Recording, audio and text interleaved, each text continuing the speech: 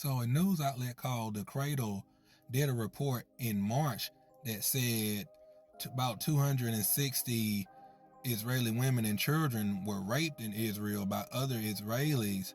Now, that's a pretty high number, and I don't know how factual that is, but, around the world, I don't know what it's like in these other countries, and I know some countries have a high percentage of rapes, so all I can do is report what's being said.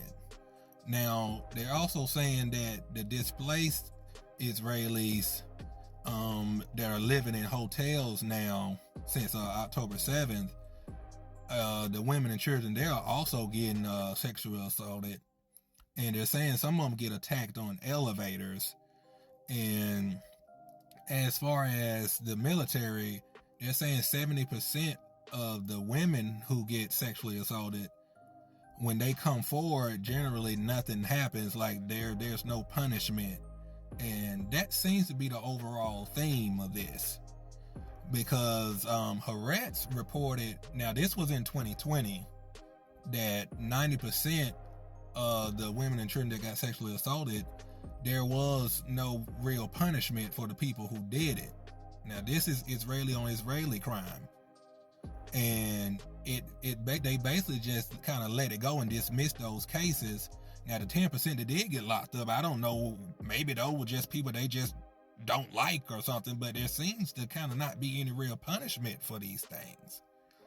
Now also in 2020, they're saying that there were 30 men that raped a 16-year-old girl.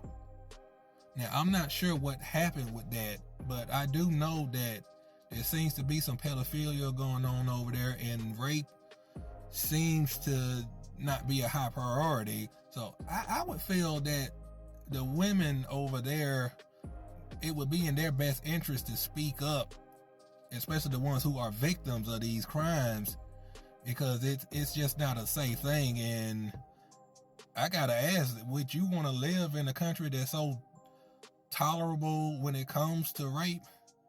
Now, on October 7th, they made claims that the Palestinians were raping women, and when they came in and attacked them, and I apologize, I meant to say Hamas. They said Hamas was raping people on that day, but there's been no proof of that. But to me, and I spoke on this before, it seems like it's more of them projecting what they really do and what they're okay with. So they're making this big fuss about what Hamas allegedly did when they're the ones that seem to be doing this, and it seems to be okay over there. That's how I see it. So, peace.